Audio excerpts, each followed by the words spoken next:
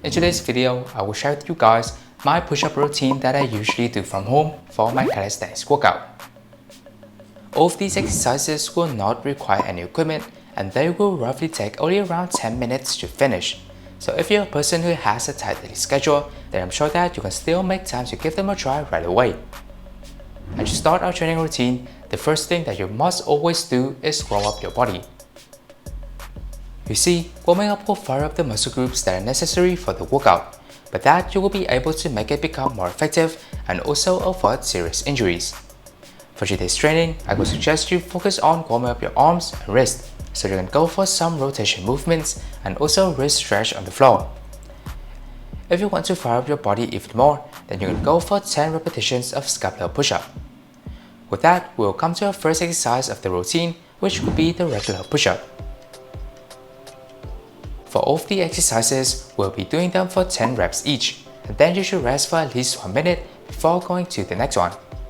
The reason is that when you're doing dynamic exercises such as push-ups and pull-ups, in order to maximize their effectiveness, you will have to focus on their quality. So even if you can do the movement for only 5 reps but with good form, it is still a lot better than 10 reps but with bad form. Therefore, by having enough rest time between sets, you are allowing your body and muscles to have more time to recover, so they can continue to have the best performance for the upcoming exercises. For the push-up, you will have to go all the way down and up, then lock your arms while maintaining your body in a straight line. This will also apply to the other push variations, and only by following them with the correct way of doing, you will be able to make progress faster. So if you currently can't do 10 reps of push-ups with good form, you can set that as your goal, and let's take it easier first by going for only 5 reps. After that, the second push variation for our routine is going to be the diamond push-up. To do this movement, you will have to place your hands closer together and form a diamond shape like this, and so you will be able to train yourself to be more flexible in hand position for different push variations. However, that is not the only advantage that the diamond push-up will provide you, because you see, when you're training with a push-up, it will equally target your chest, triceps, and shoulder muscles. They are all the important muscle groups that will support you in further training, and the diamond push-up will be one of the variations that will focus on targeting your chest the most. So if your goal is to increase your chest muscles, this is the exercise that you should go for. And if you could go all the way down until your chest reaches your hands for each repetition, you will be able to increase its effectiveness even more. Once you have finished 10 reps of training, we will move forward to our third exercise, which could be the elevated push-up. For this movement, you will need a high object to train with, and anything will do, such as I'm using a chair right here. Differs from the previous variation, the elevated push-up will have its own benefit, which will now be focusing more on the shoulder muscles, and so you will be able to gain the needed strength for the handstand training and the L-sit hold, which can also be considered as some of the first advanced skills in calisthenics.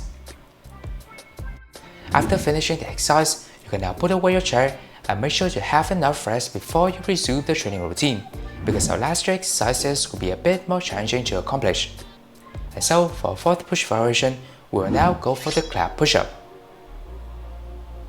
All you have to do for this exercise is to gather up your strength so you can push yourself up high enough to give it a clap like this. If you find it hard to do this movement, then you can also try out its different version, which could be the explosive push-up. You won't have to clap for this variation, and just focus your best on pushing up with all your strength. To do that, you can also hold it here a bit to gain more momentum for each repetition. By training with this exercise constantly, you will not only increase a large amount of your push-up strength, but it will also allow you to train your shoulder stability. Furthermore, since you will have to do the push movements continuously while maintaining your body straight, you will be able to train your core strength at the same time. And finally, the fifth and last exercise for our routine, which is also my favorite push-up variation of all, is the pseudo push-up. Well, as you can see, the pseudo push-up looks exactly the same as when you are doing the regular push-up. However, in order to do this exercise correctly, you will have to lean forward until your hands reach your waistline, then maintain your hands in the same position when doing push-up, and finally is to push your body up until your back is in the projectile form. When you first try to do the pseudo push-up with this way, most of the time you won't be able to do even 1 repetition. And the reason that makes this exercise so challenging is that you are now training with more of your body weight. You can see that when you're training with the other push variations, your hand position is only in the upper part of your body, which means that you're basically only walking with around half of your body weight. Now for the pseudo push-up, your hands are closer to the center of your body, and the more you lean forward, the more weights will be added in. Therefore, if this is your first time training this exercise, I would suggest you lean to the point where you feel is the most comfortable to do it in the correct form. Then after you have gotten used to it, you can lean more and more forward until you reach your goal, which is the waistline. I would also recommend you rotate your hands to a 45-degree angle like this to avoid wrist pain when leaning forward. And the pseudo push-up will focus a lot on your shoulder strength, and it will also be the fundamental exercise of one of the most challenging skills in calisthenics, which is the planche hold. If you're interested in the planche, then you can check out this video where I share all of the progressions of the planche and also how to unlock them all. Once you have finished your last exercise, there will be two choices, which is that if you don't have much time left to work out, then you can stop your training right here, or you can go for another set of training, so you could basically repeat the 5 exercises another time, or even a third time if you think that you can still go for more. I would often go for 3 sets of training, and also only 1 day a week. Because my current goal is to train for the advanced skills, this training routine will help me maintain the strength to achieve my goal.